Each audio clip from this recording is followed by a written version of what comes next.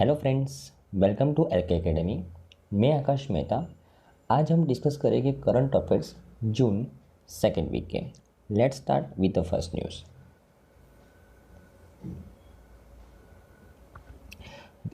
हमारी पहली न्यूज़ है फ्रेंड्स कि अभी रिसेंटली पीएम मोदी के द्वारा लॉन्च किया गया है दो स्कीम्स, अमृत धरोहर एंड मिष्टी योजना to revive wetlands and mangroves. ये स्कीम्स के बारे में बात करते हैं, बराबर ना। तो सबसे पहले अमृत धरोहर योजना के बारे में बात करते हैं। अमृत धरोहर नाम से ही पता चलता है कि यहाँ पे अमृत के ऊपर फोकस किया गया है, मतलब पानी के ऊपर फोकस किया गया है। तो ये योजना के अंदर जितने भी वेटलैंड्स हैं भारत में, बराबर ना, उसको प्रोटेक्ट करना है, उसको कंजर्व करना है, उसको रिवाइव करना है, रीडेवलप करना है, राइट। और वेटलैंड्स किसको बोलते हैं फ्रेंड्स? तो ऐसे सभी जगह जहाँ पे पानी है, फॉर एग्जांपल वो कीचड़ भी हो गया, वो नदी भी हो गई, वो लेक भी हो गया, वो सरोवर भी हो गया, वो दरिया भी हो गया, राइट। ऐसी सभी जगह जहाँ पे पानी होता है, बराबर ना, राइट, जो वेट होती है उस ऐसी ज़मीन को बोलते हैं वेटलैंड्स, बराबर ना। ओके। और यहाँ पे जो वेटलैंड्स के अंदर बहुत सारे बायोडाइवर्सिटीज़ होती हैं, बराबर ना, तो उसको प्रोटेक्ट करना पड़ता है, बराबर। तो ये वेटलैंड्स को प्रोटेक्ट करने के लिए यहाँ पे अमृत धरोहर स्कीम लॉन्च की गई है, बराबर ना। ओके। अभी जो नेशनली इम्पोर्टेंट वेटलैंड्स हैं, इसको हम बोलते हैं रामसर साइट्स। Ramsar sites. अब ये रामसर एक सिटी का नाम है, ईरान की सिटी है। यहाँ पे यूएन की सभी मेंबर कंट्रीज ने साथ में मिलके एक डिसीजन लिया था कि हम हमारे वेटलैंड्स को प्रोटेक्ट करेंगे। कौन से वेटलैंड्स को? जहाँ पे बहुत सारी बायोडाइवर्सिटी पाई जाती है। तो ऐसे वेटलैंड्स को प्रोटेक्ट करना पड़ेगा, वरना अगर उस वेटलैंड को कुछ हो जाएगा तो बहुत सारी बायोडाइवर्सिटी एक साथ नष्ट हो जाएगी, बराबर ना। तो जो नेशनली इंटरनेशनली इम्पोर्टेंट वेटलैंड्स होते हैं उसको क्या नाम दिया गया है? Ramsar sites. और ऐसी रामसर साइट्स को रीडेवलप करने के लिए, प्रोटेक्ट करने के लिए, कंजर्व करने के लिए एक स्कीम लॉन्च की है, अमृत धरोहर स्कीम, पीएम मोदी जी के द्वारा, बराबर। ओके। नेक्स्ट योजना की बात करते हैं, मिष्टी योजना। ओके। अगर मैं मिष्टी योजना की बात करूं फ्रेंड्स, तो सबसे पहले तो उसका फुल फॉर्म क्या है? उसका फुल फॉर्म है mangrove initiative for shoreline habitats and tangible incomes. MISHTI का फुल फॉर्म क्या है? Mangrove initiative for shoreline habitats and tangible incomes. नाम से ही पता चलता है कि यहाँ पे शोरलाइन हैबिटेट्स मतलब जो कोस्टल एरिया में जो लोग रहते हैं ना, उन लोगों के ऊपर फोकस किया गया है, मतलब उनकी इनकम के ऊपर फोकस किया गया है। किस तरीके से? तो कोस्टल एरिया में मैंग्रोव्स को डेवलप करके। मैंग्रोव क्या होता है फ्रेंड्स? मैंग्रोव्स क्या होते हैं कि जो कोस्टल एरिया के अंदर जो ट्री का कवर होता है ना कोस्टल एरिया के ऊपर, उसको बोलते हैं मैंग्रोव। मैंग्रोव्स होना क्यों ज़रूरी है? क्योंकि कभी भी कोई भी नेचुरल डिजास्टर आए तो अगर कोई कोस्टल एरिया के सामने, कोस्टल एरिया को अगर मैंग्रोव से कवर किया गया है तो नेचुरल डिजास्टर का इफेक्ट बहुत ही कम होता है, बराबर ना, राइट। तो कोस्टल एरिया को मैंग्रोव से कवर करना बहुत ज़रूरी है। तो ये मैंग्रोव का कवर एरिया बढ़ाने के लिए ये मिष्टी योजना लॉन्च की गई है, बराबर ना, राइट। और ये मिष्टी योजना के अंदर जो मैंग्रोव्स के कवर एरिया को बढ़ाने के लिए जो पर्सन्स का यूज़ किया जाएगा, वो कौन सी योजना से बिलोंग करते होंगे? मनरेगा। मनरेगा। मनरेगा स्कीम का नाम सुना होगा, Mahatma Gandhi national rural employment guarantee act.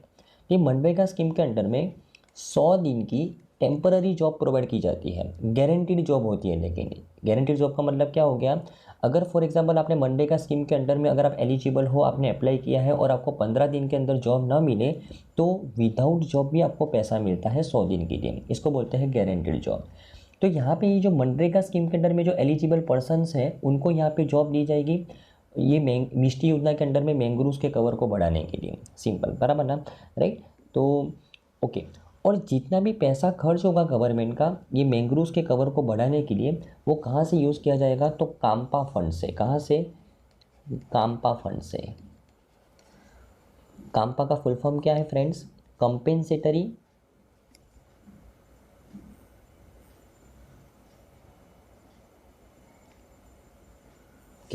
CAMPA का फुल फॉर्म है compensatory afforestation fund management and planning authority. ये काम्पा फंड में पैसा कहाँ से आता है कि फॉर एग्जांपल कोई XYZ कंपनी अगर कोई एग्रीकल्चरल लैंड के ऊपर अपना बिजनेस एस्टेब्लिश करती है गवर्नमेंट की परमिशन लेके, तो गवर्नमेंट उसके पास कुछ पेनल्टी के रूप में पैसा लेता है, और वो पैसा कहाँ पे जमा होता है, काम्पा फंड के अंदर। तो ये पैसा का यूज़ करके मिस्टी स्कीम के अंदर लगाया जाएगा, और कौन से लोगों को लगाया जाएगा वहाँ पे, जो मनरेगा स्कीम के अंदर में बेनिफिट ले रहे हैं ऐसे लोगों को यहाँ पे एम्प्लॉयमेंट मिलेगी, बराबर ना। तो मिस्टी योजना जहाँ पे मैंग्रोव्स के कवर को बढ़ाना है, और अमृत धरोहर स्कीम जहाँ पे वेटलैंड्स को प्रोटेक्ट करना है, बराबर ना। और ये दोनों स्कीम को किसके द्वारा लॉन्च किया गया है, पीएम मोदी जी द्वारा, बराबर ना। Okay okay. और ये दोनों स्कीम को इम्प्लीमेंट कौन करेगा, तो ministry of environment forest and climate change. कौन है मिनिस्टर उसके, भूपेंद्र यादव, बराबर ना, राइट। ओके, आई थिंक आपको इस न्यूज़ में समझ में आया होगा फ्रेंड्स। हमारी नेक्स्ट न्यूज़ है फ्रेंड्स कि अभी recently Galaxy space, GalaxEye space ने लॉन्च किया world's first multi sensor earth observation satellite. उसका नाम क्या है, दृष्टि। उसके बारे में बात करते हैं। तो एक्चुअली एक स्पेस टेक स्टार्टअप है, उसका नाम है गैलेक्साई स्पेस सॉल्यूशंस प्राइवेट लिमिटेड। ये जो स्टार्टअप है उसको सपोर्ट कौन प्रोवाइड करता है, आईआईटी मद्रास, बराबर ना। तो ये स्टार्टअप के द्वारा दुनिया का पहला multi sensor earth observation satellite दृष्टि लॉन्च किया गया है। देखो, अर्थ ऑब्जर्वेशन सैटेलाइट जो अर्थ के ऊपर जो रिजोल्यूशंस वगैरह खींचने के लिए, अर्थ के इमेज खींचने के लिए यूज़ किया जाता है, बराबर ना। ओके, और ये दुनिया का पहला ऐसा अर्थ ऑब्जर्वेशन सैटेलाइट है जो मल्टी सेंसर है, मतलब एक ही समय में साइमल्टेनियसली वो एक से ज़्यादा पिक्चर को कैप्चर कर सकता है। और सैटेलाइट का नाम क्या रखा गया है, दृष्टि। और किसके द्वारा डेवलप किया गया है, गैलेक्सी आई के द्वारा, बराबर ना। और ये गैलेक्सी आई, ये जो स्टार्टअप है वो किसके द्वारा सपोर्ट की गई है, आईआईटी मद्रास के द्वारा, बराबर ना। ओके, स्टार्टअप किसको बोलते हैं फ्रेंड्स, मैंने आपको पहले भी बताया है स्टार्टअप किसको बोलते हैं। तो फॉर एग्जांपल, अगर आपके नाम पे कोई कंपनी रजिस्टर्ड नहीं है और आपके पास कोई इनोवेटिव आइडिया है तो आप स्टार्टअप के लिए अप्लाई कर सकते हो। लेकिन अगर आपके नाम से ऑलरेडी कोई कंपनी रजिस्टर्ड है और वो कंपनी 10 साल से पुरानी नहीं है, 10 साल से पुरानी नहीं है, और जितने भी साल आपने उस कंपनी के अंदर उसको चलाया है उसका टर्नओवर 100 करोड़ से ज़्यादा नहीं होना चाहिए, बराबर। आपकी कंपनी 10 साल से पुरानी नहीं होनी चाहिए और आपका टर्नओवर 100 करोड़ से ज़्यादा नहीं होना चाहिए। और फॉर एग्जांपल वो पुरानी कंपनी चलाते चलाते आपको कोई इनोवेटिव आइडिया आया तो आप स्टार्टअप के लिए अप्लाई कर सकते हो, बराबर ना, राइट। तो इस स्पेस सेक्टर की स्टार्टअप गैलेक्सी आई के द्वारा ये दृष्टि लॉन्च किया गया है जो वर्ल्ड का पहला multi sensor earth observation satellite है, बराबर ना। ओके, तो आई थिंक आपको समझ में आया होगा, बराबर ना। ओके,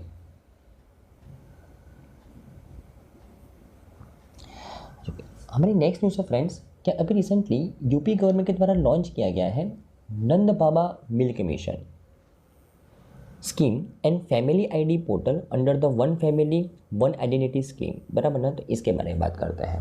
सबसे पहले तो नंद बाबा मिल्क मिशन, नंद बाबा मिल्क मिशन की बात करें, कौन से गवर्नमेंट के द्वारा लॉन्च किया गया है, यूपी गवर्नमेंट के द्वारा। देखो, अगर मैं डेयरी सेक्टर की बात करूँ तो डेयरी फार्मर्स वो मिल्क को प्रोड्यूस करते हैं, डेयरी फार्मर्स मिल्क को क्या करते हैं, प्रोड्यूस करते हैं। फिर वो ये मिल्क को है ना अब कोऑपरेटिव डेयरी कोऑपरेटिव सोसाइटीज़ को दे देते हैं, डेयरी कोऑपरेटिव सोसाइटीज़ को दे देते हैं। फिर डेयरी कोऑपरेटिव सोसाइटीज़ वो अलग अलग जो मिल्क प्रोसेसिंग यूनिट होते हैं लाइक अमूल, सुमूल, बराबर ना, ऐसे यूनिट को दे देते हैं, बराबर ना।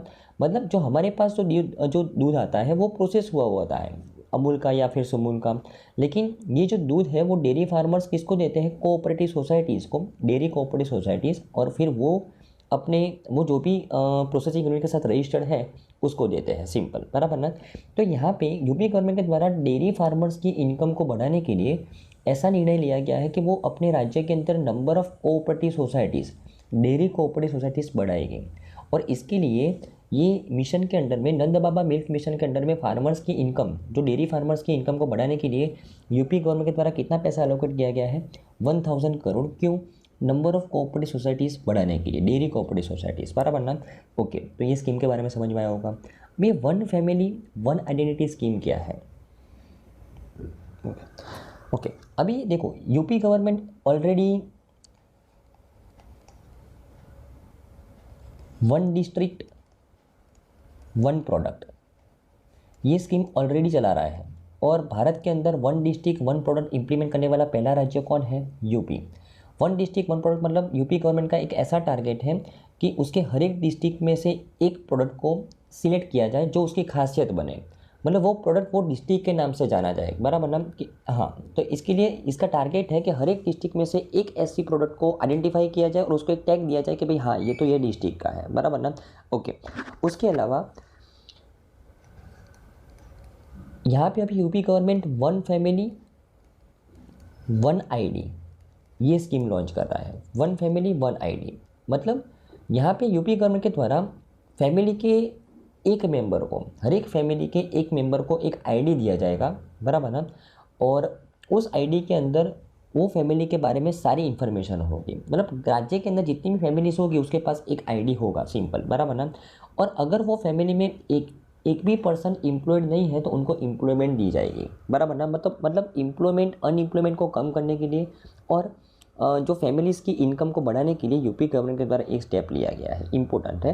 तो अभी रिसेंट न्यूज़ में क्यों है, क्योंकि ये फैमिली आईडी रिसीव करने के लिए, फैमिली आईडी के लिए अप्लाई करने के लिए यहाँ पे एक पोर्टल लॉन्च किया गया है यूपी गवर्नमेंट के द्वारा, सिंपल, बराबर ना। तो आई थिंक दोनों ही स्कीम के अंदर आपको समझ में आया होगा नंद बाबा मिल्क मिशन कौन इंप्लीमेंट करवा रहा है, यूपी गवर्नमेंट, और one family one ID portal कौन इंप्लीमेंट करवा रहा है, यूपी गवर्नमेंट, बराबर ना। ओके, अगर मैं यूपी की बात करूँ तो उसके चीफ मिनिस्टर कौन है, योगी आदित्यनाथ, गवर्नर कौन है, आनंदीबेन पटेल, बराबर ना। ओके,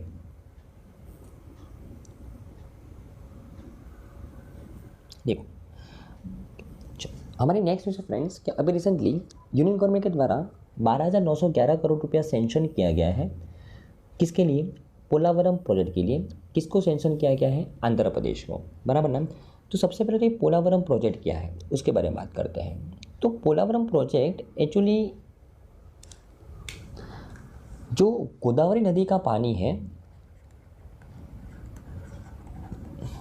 उसका यूज़ करके इरिगेशन फैसिलिटी डेवलप करनी है। सिंचाई के लिए पानी कहाँ से लाना है, गोदावरी नदी का पानी का यूज़ करना है। तो इसके लिए जो इंफ्रास्ट्रक्चर की रिक्वायरमेंट है उसके लिए यहाँ पे सेंट्रल गवर्नमेंट के द्वारा आंध्र प्रदेश को पैसा प्रोवाइड किया गया है। उसके अलावा यहाँ पे रिवर लिंकिंग भी करना है। कौन कौन से रिवर को लिंक करना है, तो गोदावरी और कृष्णा नदी को। मतलब गोदावरी नदी का पानी एक साइड तो इरिगेशन फैसिलिटी के लिए प्रोवाइड करना है और एक साइड कृष्णा नदी में भेजना है। तो ये दो काम करने के लिए अभी सेंट्रल गवर्नमेंट के द्वारा 12,911 करोड़ रुपया दिया गया आंध्र प्रदेश को, सिंपल, बराबर ना। ओके, आंध्र प्रदेश की अगर बात करें, बराबर ना, तो उसके चीफ मिनिस्टर कौन है, जगन मोहन रेड्डी, गवर्नर कौन है, अब्दुल नाजीर, बराबर ना, ध्यान में रखना है। तो आई थिंक आपको समझ में आया होगा न्यूज़ के अंदर, बराबर ना, कि भाई सिंपल क्वेश्चन है कि पोलावरम प्रोजेक्ट का कौन से, पोलावरम प्रोजेक्ट के लिए अभी सेंट्रल गवर्नमेंट ने ये 12,911 करोड़ रुपया कौन से स्टेट गवर्नमेंट को दिया, आंध्र प्रदेश को दिया, सिंपल, बराबर ना। ओके,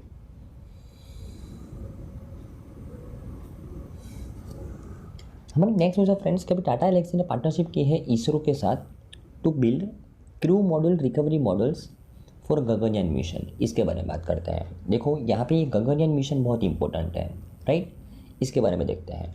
तो अगर मैं पहले गगनयान मिशन की बात करूँ तो गगनयान मिशन कौन इम्प्लीमेंट करवा रहा है, इसरो इम्प्लीमेंट करवा रहा है। ये भारत का पहला क्रू मिशन है। भारत ये मिशन के माध्यम से पहली बार एस्ट्रोनॉट्स को खुद से स्पेस में भेज रहा है, बराबर ना। ओके, तो यहाँ पे ये मिशन के द्वारा भारत पहली बार एस्ट्रोनॉट्स को मिशन में भेज रहा है। तो वो एस्ट्रोनॉट्स जो स्पेस में जा रहे हैं वो वापस भी आएंगे, बराबर ना। और वो एस्ट्रोनॉट्स किस में बैठेंगे, स्पेस क्राफ्ट के अंदर। तो वो जब वापस आएंगे तब उनका स्पेस क्राफ्ट कहाँ पे लैंड होगा, समुद्र के अंदर।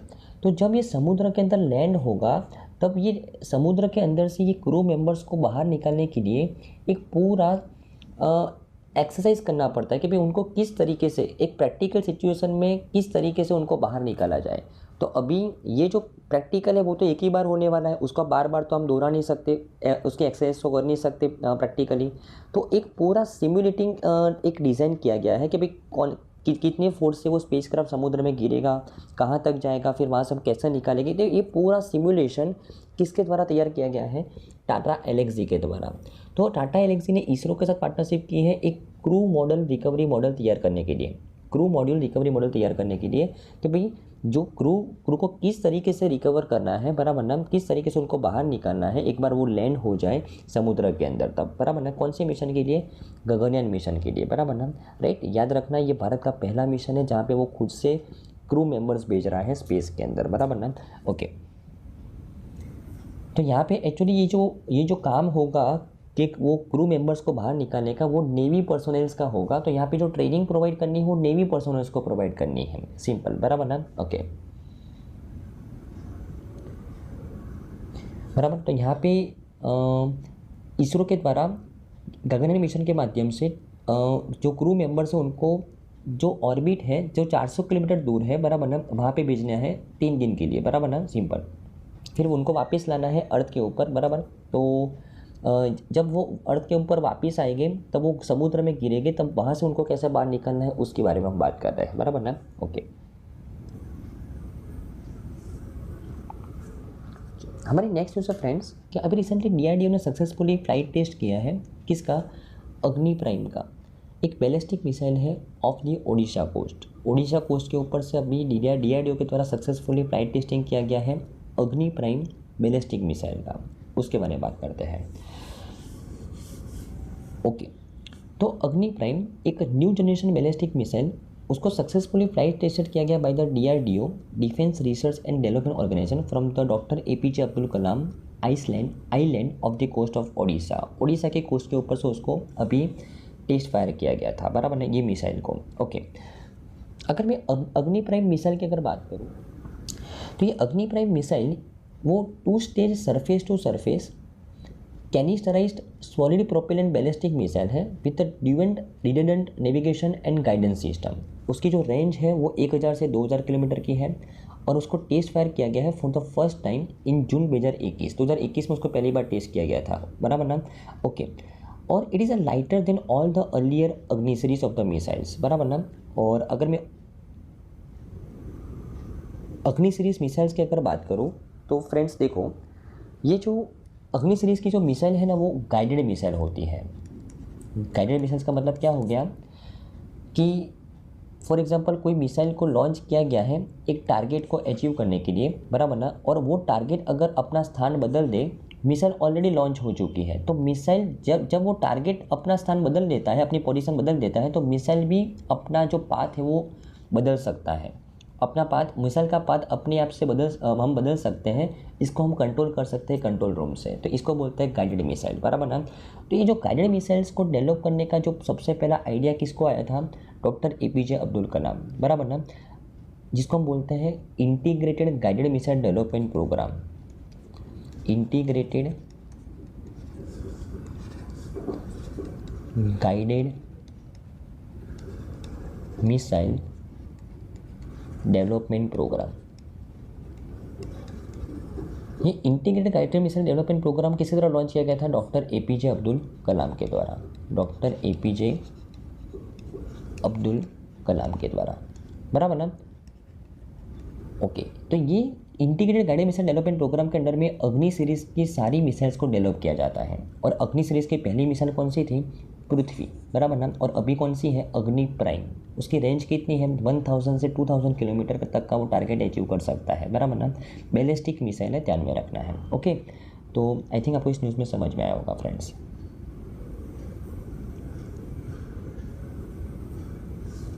हमारी नेक्स्ट न्यूज़ है फ्रेंड्स कि अभी रिसेंटली UN जनरल असेंबली के द्वारा 5 नए नॉन परमानेंट मेंबर को सिलेक्ट किया गया है for the UN security council. इसके बारे में बात करते हैं।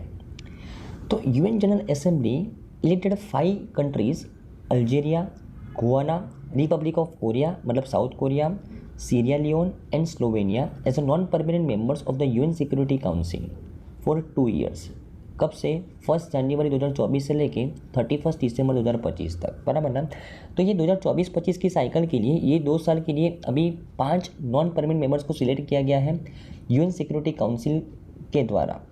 UN सिक्योरिटी काउंसिल के अंदर, बराबर ना, किसके द्वारा, UN जनरल असेंबली के द्वारा। कौन कौन से 5 कंट्रीज़ को सिलेक्ट किया गया है, Algeria, Guyana, Republic of Korea और सीरिया लियोन और स्लोवानिया।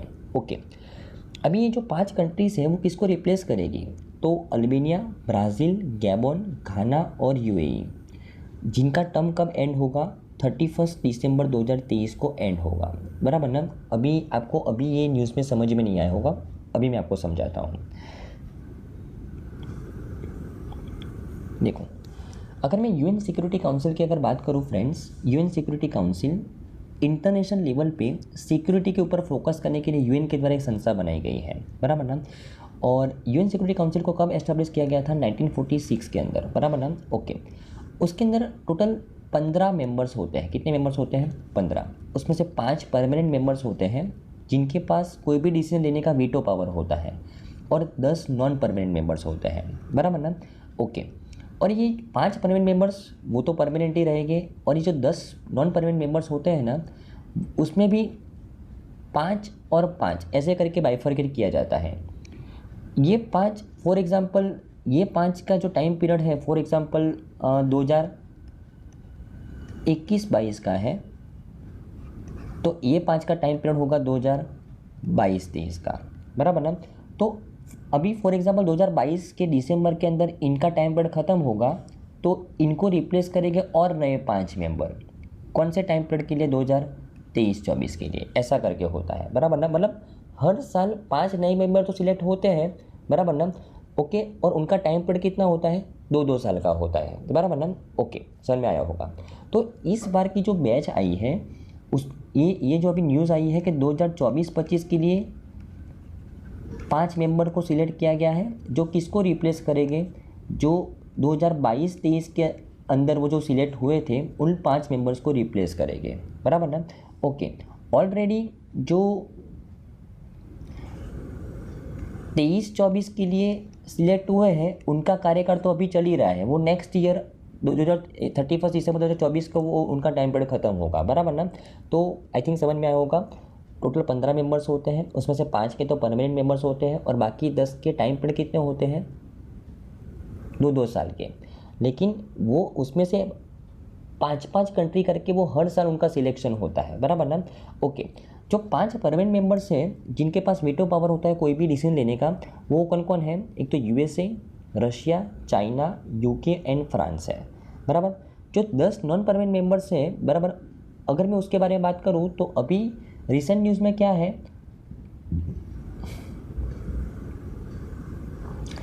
कि 2024-25 के लिए, मतलब 1 जनवरी 2024 से लेकर 31 दिसंबर 2025 के लिए कौन सिलेक्ट हुआ है? Algeria, Guyana, Republic of Korea, Sierra Leone और स्लोवानिया। और जो जिनका टाइम पीरियड, मतलब जो 2022-23 के लिए सिलेक्ट हुए थे, वो कौन थे? वो अल्बानिया, ब्राज़ील, गैबोन, घाना और यूएई। तो ये 5 लोगों को ये 5 लोग रिप्लेस करेंगे, सिंपल, बराबर ना। Okay,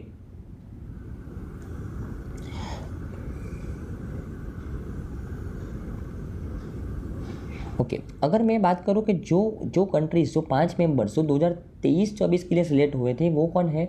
Ecuador, Japan, Malta, Mozambique and Switzerland, बराबर ना। तो टोटल मिला के 15 कंट्रीज़ का, 15 मेंबर्स का ये ग्रुप होता है UN security council. 5 non permanent member, 5 permanent member और 10 नॉन परमानेंट मेंबर्स होते हैं, बराबर ना। टोटल 193 कंट्रीज़ जो यूएन की मेंबर कंट्रीज है, वो वोट करके हर साल 5 कंट्रीज़ को सिलेक्ट किया जाता है नॉन परमानेंट मेंबर्स के लिए, बराबर ना। ओके, और ये जो नॉन परमानेंट मेंबर्स हैं 10, वो उनके पास एक महीने के लिए यूएन सिक्योरिटी काउंसिल की प्रेसिडेंसी आती है, बराबर ना। यूएन सिक्योरिटी काउंसिल की प्रेसिडेंसी एक महीने के लिए हर एक मेंबर्स के पास आती है, बराबर ना। लाइक फॉर एग्जांपल अगर मैं जून 2023 की बात करूँ तो यूएई प्रेसिडेंसी संभाल रहा है। इंडिया ने भी लास्ट ईयर प्रेसिडेंसी संभाली थी। आपका काम होगा इंडिया ने लास्ट ईयर कौन से महीने में प्रेसिडेंसी संभाली थी, और इंडिया कौन सी बैच का मेंबर था, जो कौन सी 2 साल के बैच का मेंबर था यूएन सिक्योरिटी काउंसिल में नॉन परमानेंट मेंबर्स में, बराबर ना। वो आपको ध्यान में रखना है। ओके, चलो, अगर मैं यूएन जनरल असेंबली की बात करूँ तो 1945 के अंदर उसका एस्टैब्लिशमेंट हुआ। अभी उसके हेड कौन है? एंटोनियो। उसका हेडक्वार्टर कहाँ पे? न्यूयॉर्क, यूएसए के अंदर, बराबर ना। ओके,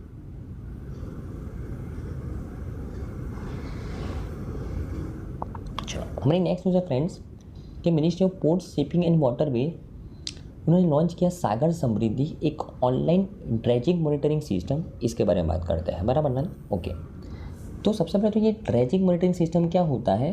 तो जो पोर्ट्स के अंदर जो एक्टिविटी होती है, ड्रेजिंग एक्टिविटी होती है। ड्रेजिंग एक्टिविटी का मतलब जो पोर्ट्स एक्टिविटी के दरमियान जो वेस्ट जनरेशन होता है, उसको पोर्ट्स किस तरीके से उसका निकाल करते हैं, किस तरीके से उसको सेग्रीगेट करते हैं, उसको मॉनिटर करने के लिए यहाँ पे सागर समृद्धि एक डैशबोर्ड एक ड्रेजिंग मॉनिटरिंग सिस्टम लॉन्च किया गया है ministry of port shipping and waterway, जो कौन है हमारे सदानंद सोनोवाल, बराबर ना। ओके, तो सबसे पहला क्वेश्चन, सागर समृद्धि एक ऑनलाइन ड्रेजिंग मॉनिटरिंग सिस्टम किसके द्वारा डेवलप की गई है?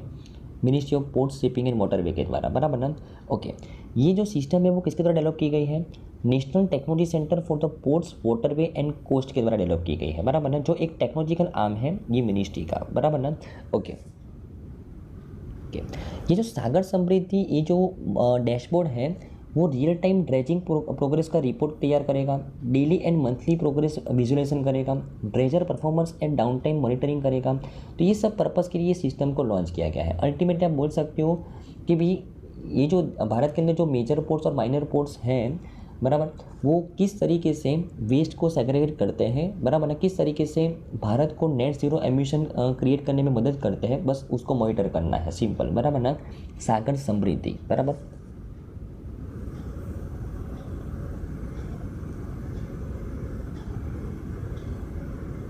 ओके, अभी भी कुछ पोर्ट्स के द्वारा ये सागर समृद्धि सिस्टम को एडॉप्ट किया गया है। जो कोचीन पोर्ट है केरला के अंदर और जो मुंबई पोर्ट है adopt the Sagar Samriddhi system.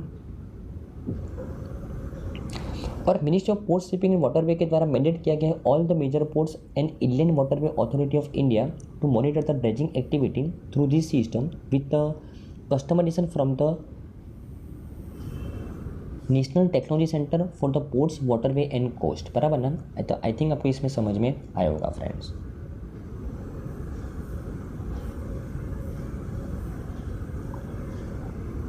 ये जो सागर समृद्धि ये जो ड्रेजिंग मॉनिटरिंग सिस्टम लॉन्च किया गया ministry of port shipping and waterway के द्वारा, ये कौन से मिशन का पार्ट है? तो ये waste to the wealth mission का पार्ट है। Waste to the wealth mission actually ये मिशन है ना सजेस्ट किया गया था prime minister's science technology and innovation advisory council. जिस तरीके से नेशनल सिक्योरिटी एडवाइज़र होते हैं, जिस तरीके से चीफ इकोनॉमिक एडवाइज़र होते हैं, जिस तरीके से प्राइम मिनिस्टर साइंटिफिक एडवाइज़र होते हैं, बराबर ना, उसी तरीके से साइंस टेक्नोलॉजी एंड इनोवेशन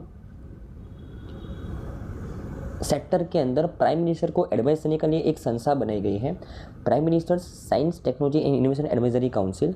ये संस्था के द्वारा टोटल 9 मिशन सजेस्ट किए गए थे, उसमें से एक मिशन है waste to the wealth mission, और उसी मिशन के अंदर में Sagar Samriddhi dredging monitoring system बनाया गया है, बराबर ना। ओके,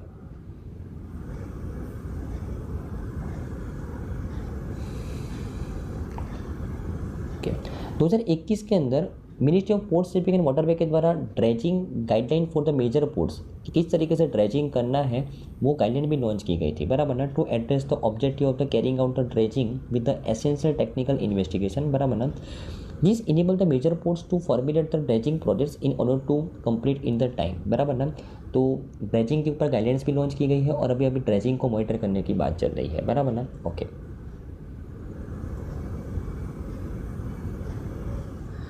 हमारे नेक्स्ट क्वेश्चन फ्रेंड्स कि अभी रिसेंटली यूनियन गवर्नमेंट ने 5 सिग्निफिकेंट डिसीजंस लिए हैं for strengthening the primary agriculture credit societies, उसके बारे में बात करते हैं, बराबर ना।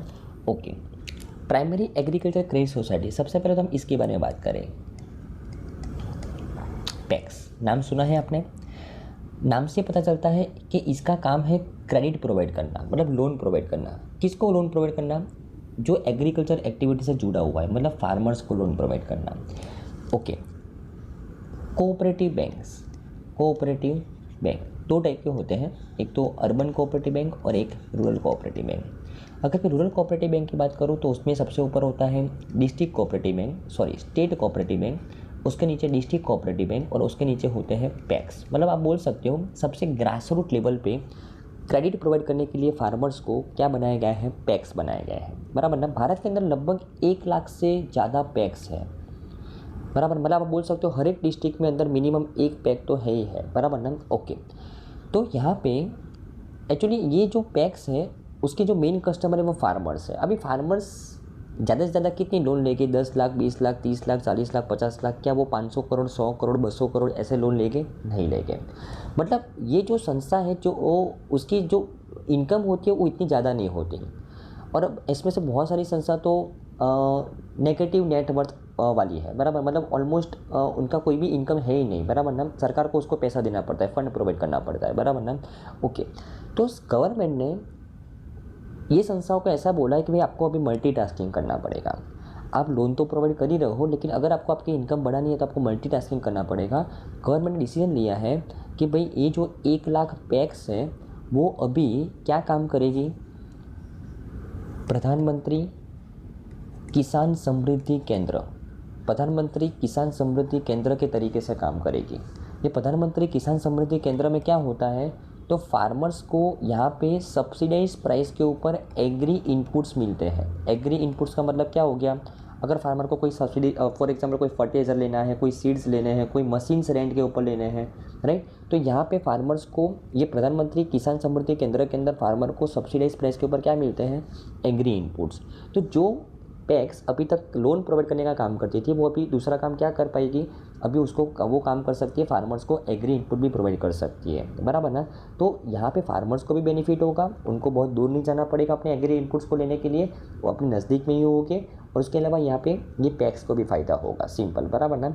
ओके, कुछ समय पहले मिनिस्ट्री ऑफ कोऑपरेशन, क्योंकि ये जो कोऑपरेटिव बैंक्स है, ये जो कौन से मिनिस्ट्री के अंडर में आती है, जो पैक्स है, पैक्स कोऑपरेटिव बैंक तो आरबीआई के अंडर में आती है, लेकिन ये जो पैक्स है वो कौन से मिनिस्ट्री के अंडर में आती है, मिनिस्ट्री ऑफ कोऑपरेशन।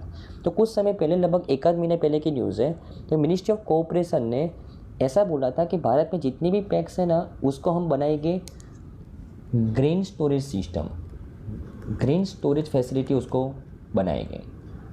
मतलब 1 लाख पैक्स है और भारत के अंदर कितनी ग्रेन स्टोरेज फैसिलिटी बनेगी, 1 लाख। ये ग्रेन स्टोरेज फैसिलिटी में फार्मर्स, जो फार्मर्स ये फॉर एग्जांपल उसके घर के नज़दीक कोई भी पैक है, वो वहाँ पे अपना सामान जो उसने ग्रो किया है वो यहाँ पे स्टोर कर सकता है, उसको दूर जाना नहीं पड़ेगा अपने अनाज को स्टोर करने के लिए। तो ये पैक्स को कुछ समय पहले ग्रेन स्टोरेज फैसिलिटी भी बनाए जाने की बात की गई थी, और अभी प्रधानमंत्री किसान समृद्धि केंद्र भी बनाए जाने की बात की गई है मिनिस्ट्री ऑफ कोऑपरेशन के द्वारा, बराबर ना, तो ध्यान में रखना है।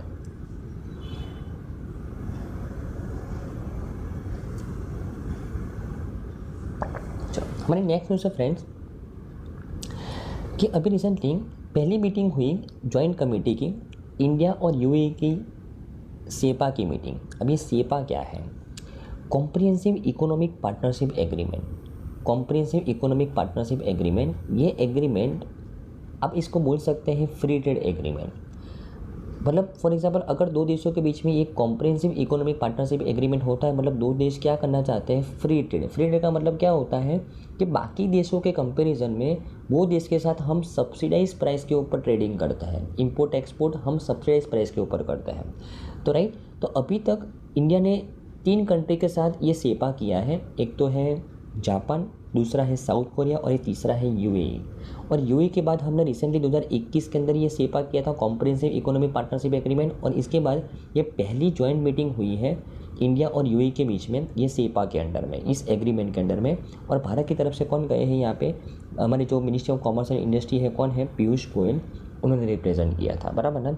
ओके, अब ये कॉम्प्रिहेंसिव इकोनॉमिक पार्टनरशिप एग्रीमेंट का मेन ऑब्जेक्टिव क्या है, तो मेन ऑब्जेक्टिव ये है कि जो भारत और यूएई के बीच में जो नॉन पेट्रोलियम प्रोडक्ट का जो ट्रेडिंग होता है, पेट्रोलियम प्रोडक्ट का ट्रेडिंग तो ज़्यादा ही होता है, लेकिन जो नॉन पेट्रोलियम प्रोडक्ट का जो ट्रेडिंग होता है वो कितना होना चाहिए, $100 बिलियन। कब तक होना चाहिए, 2030 तक, जो अभी कितना है, $48 बिलियन।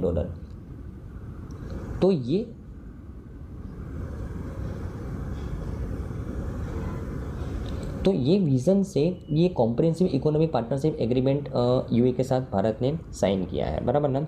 ओके, और इस एग्रीमेंट के अंडर में इंडिया और यूएई साथ में मिलकर एक संस्था भी एस्टेब्लिश करेंगे, यूएई इंडिया सेपा काउंसिल, जो दोनों देशों के ये जो ट्रेडिंग है वो और भी मजबूत करने में मदद करेगी, ease of doing business create करेगी, बराबर ना। फॉर एग्जांपल अगर इंडिया के अंदर किसी कोई कंपनी को, यूएई के कोई कंपनी को ट्रेड करना है, या फिर यूएई के अंदर अगर इंडिया के कोई कंपनी को ट्रेड करना है, तो उसको गवर्नमेंट की अप्रूवल्स नहीं चाहिए होगी, ये यूएई इंडिया सेपा काउंसिल के माध्यम से वो ट्रेडिंग कर पाएंगे, सिंपल, बराबर ना। ओके, अगर मैं इंडिया और यूएई के ट्रेड के बारे में बात करूँ तो during the financial year 2022-2023 bilateral trade between the India and UAE कितना हुआ है, 16.5%। मतलब इंडिया जितना भी अलग अलग देशों के साथ ट्रेडिंग कर रहा है, उसमें 16.5% तो यूए के साथ कर रहा है, $84.84 बिलियन, बराबर ना। ओके, और अगर मैं सेपा के बारे में बात करूँ तो it is a kind of the free trade pact which covers the negotiation on the trade in the services and investment and other area of the economic partnership, बराबर ना। तो इंडिया है sign the CEPA with the South Korea and Japan, और अभी किसके साथ sign किया है, यूएई के साथ, बराबर ना। ओके, तो आई थिंक आपको इस न्यूज़ में समझ में आया होगा फ्रेंड्स। हमारे नेक्स्ट न्यूज़ है फ्रेंड्स कि Tata group retains first position as India's most valuable brand, बराबर ना। तो अभी एक रिपोर्ट लॉन्च किया गया है इंडिया 100 2023 किसके द्वारा, ब्रांड फाइनेंस के द्वारा। बहुत इंपॉर्टेंट संस्था है जो कंपनीज का इवोल्यूशन करती है, उनके परफॉर्मेंस का इवोल्यूशन करती है, बराबर ना। यूके बेस्ड संस्था है ब्रांड फाइनेंस। तो उसके द्वारा एक रिपोर्ट लॉन्च किया गया है इंडिया 100, इंडिया की most valuable and most strongest 100 brands का यहाँ पे लिस्ट अनाउंस किया गया है ये संस्था के द्वारा, बराबर ना। ओके, तो इस संस्था के अकॉर्डिंग इंडिया की मोस्ट वैल्यूएबल ब्रांड कौन सी है, टाटा ग्रुप। सेकंड नंबर पे इन्फोसिस, थर्ड नंबर पे LIC, फोर्थ नंबर पे एयरटेल और फिफ्थ नंबर पे रिलायंस ग्रुप। और इंडिया की most strongest brand first number पे ताज, सेकंड नंबर पे अमूल, थर्ड नंबर पे ब्रिटानिया, जियो ग्रुप और रॉयल एनफील्ड। देखो, मोस्ट वैल्यूएबल ब्रांड का मतलब क्या है कि ऐसी ब्रांड कि जहाँ पे इन्वेस्टर्स को बहुत ट्रस्ट है। देखो, आपने नाम सुना होगा यूनिकॉर्न कंपनीज़ का। यूनिकॉर्न कंपनीज़ किसको बोलते हैं कि जिनकी वैल्यूएशन $1 बिलियन से ज़्यादा हो। वैल्यूएशन, टर्नओवर नहीं। वैल्यूएशन का मतलब इन्वेस्टर्स को लगता है कि भाई ये कंपनी है ना कुछ समय के बाद $1 बिलियन का टर्नओवर करेगी, मतलब जिसकी वैल्यूएशन $1 बिलियन से ज़्यादा है उसको बोलते हैं यूनिकॉर्न कंपनीज़। तो वैल्यूएशन का मतलब क्या हो गया कि जो कंपनीज़ के अंदर, जो ब्रांड के अंदर इन्वेस्टर्स को ज़्यादा ट्रस्ट है, बराबर। तो ऐसे सबसे मोस्ट वैल्यूएबल ब्रांड कौन सी है, टाटा ग्रुप। और स्ट्रॉन्गेस्ट ब्रांड किसको बोलते हैं कि जिसकी वैल्यू को डाउनफॉल करना, डिक्रीज करना नामुमकिन है, इसको बोलते हैं स्ट्रॉन्गेस्ट ब्रांड, बराबर ना। तो भारत की सबसे स्ट्रॉन्गेस्ट ब्रांड कौन सी है, ताज। और भारत की सबसे मोस्ट वैल्यूएबल ब्रांड कौन सी है, टाटा ग्रुप। किसके अकॉर्डिंग, ब्रांड फाइनेंस के अकॉर्डिंग, बराबर, ध्यान में रखना है। यहाँ पे कैटेगरी वाइज भी दिया है कि most valuable banking brand SBI है, most valuable IT service brand TCS है, फूड एंड ड्रिंक ब्रांड में अमूल है, ऑटोमोबाइल ब्रांड के अंदर Mahindra, most valuable telecom brand के अंदर Airtel, oil and gas brand के अंदर रिलायंस, इंश्योरेंस ब्रांड के अंदर LIC, माइनिंग एंड मेटल के अंदर टाटा स्टील, मटेरियल ब्रांड के अंदर अल्ट्राटेक सीमेंट, होटल ब्रांड के अंदर ताज, टायर ब्रांड के अंदर MRF और क्लोथिंग ब्रांड के अंदर रेमंड है, बराबर ने, ध्यान में रखना है। ओके,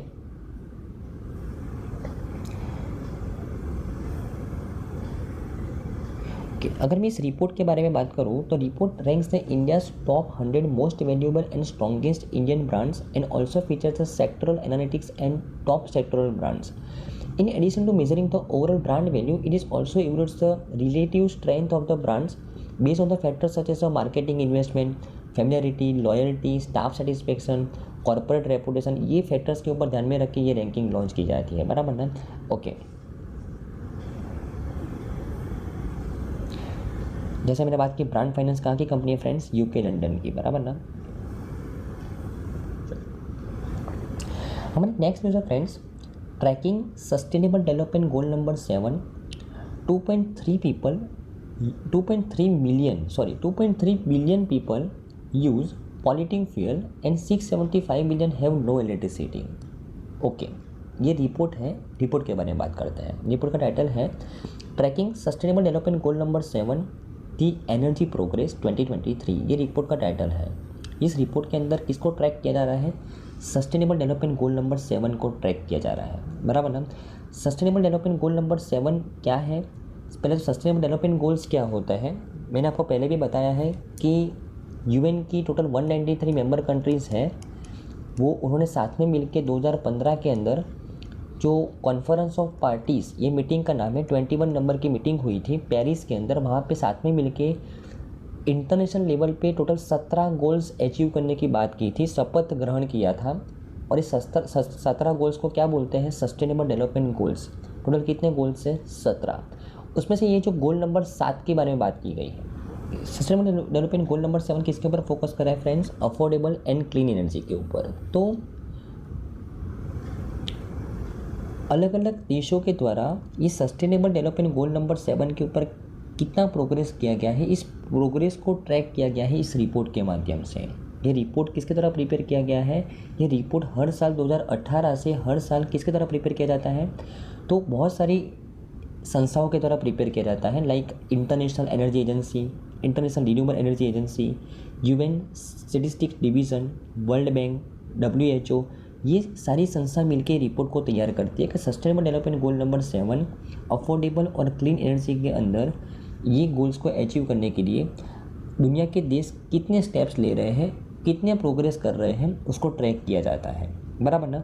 और इस रिपोर्ट के मुताबिक ये जो sustainable development goal number 7 affordable और क्लीन एनर्जी, अगर हम इस रिपोर्ट के डेटा के बारे में देखें तो ये रिपोर्ट क्या कहता है कि दुनिया के अंदर अभी भी, अगर हम जून 2023 की अगर बात करें तो 2.3 बिलियन पीपल अभी भी पॉल्यूटिंग फ्यूल का यूज़ कर रहे हैं वाइल कुकिंग, और 675 मिलियन पीपल के पास तो इलेक्ट्रिसिटी भी नहीं है। और हम बात कर रहे हैं कि लोग क्लीन फ्यूल का यूज़ करें वाइल कुकिंग, हाँ, लोगों के पास सभी लोगों के पास इलेक्ट्रिसिटी हो, एनर्जी का एक्सेस हो, लेकिन दुनिया के अंदर अभी भी 2.3 बिलियन पीपल अभी भी पॉल्यूटिंग फ्यूल्स का यूज़ कर रहे हैं, लाइक कोल वगैरह, और 675 मिलियन पीपल अभी भी इनके पास इलेक्ट्रिसिटी नहीं है। ये रिपोर्ट का फाइंडिंग्स बोल रहा है, बराबर ना।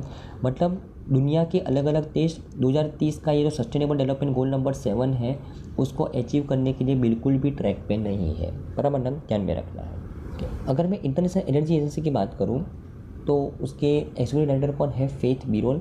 उसका हेडक्वार्टर कहाँ पे? Paris, France. और वो कब एस्टैब्लिश हुआ था? 1974 के अंदर, बराबर ना। तो आई थिंक आपको न्यूज़ में समझ में आया होगा फ्रेंड्स। तो आई थिंक आज के सभी न्यूज़ के अंदर आपको अच्छे समझ में आया होगा friends. Thank you friends, bye.